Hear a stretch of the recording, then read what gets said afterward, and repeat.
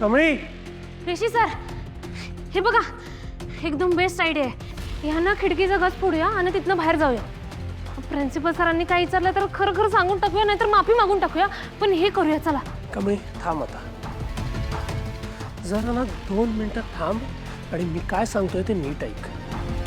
इतका वेळ झाला आपण इथे होत, आता पहाट झाली आहे ऑलमोस्ट.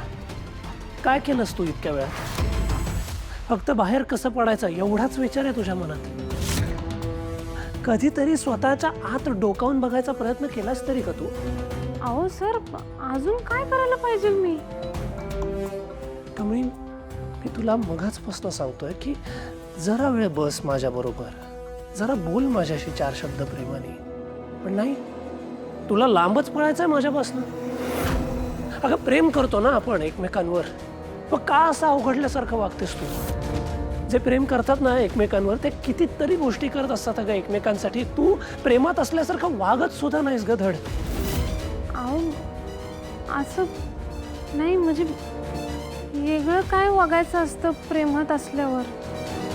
हे बघ, आपल्याला ना जनरली असा एकांत नाही मिळत, वेळ नसतो आपल्याकडे, तशी सिच्युएशन नसते. आज कोइन्सिडेंटली आपल्याला तसा वेळ मिळालाय आणि करतोय काय आपण? खिडकी कशी तोडायची हे बघतोय. सिरियसली सर, असं काही नाही. अहो खरं म्हणजे मला का नाही आवडणार तुमच्या संग वेळ घालवायला? मला आवडेलच की हो. खरं माझ्या डोसक्यात सतत एकच विचार येत असतोय का हे सगळं नयनतारा मॅडमला कळलं तर काय वाटेल त्यांना? वा,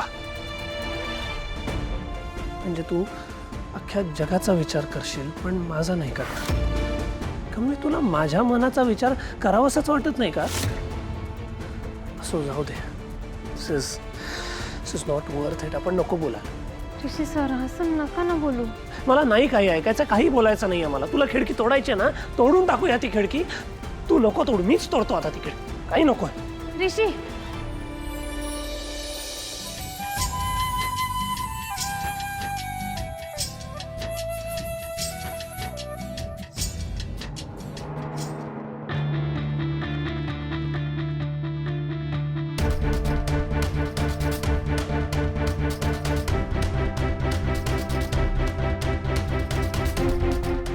पहाट व्हायला आली तरी या दोघांचा काय पत्ता नाही. कुठे गेले असतील हे?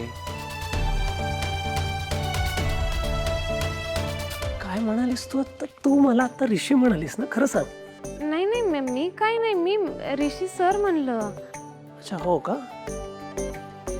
नाही, मला वाटलं ऋषी म्हणून हाक मारली असशील प्रेमाने. जाऊ दे, तोडतो मी खिडकी आता. ऋषी, आय लव्ह यू.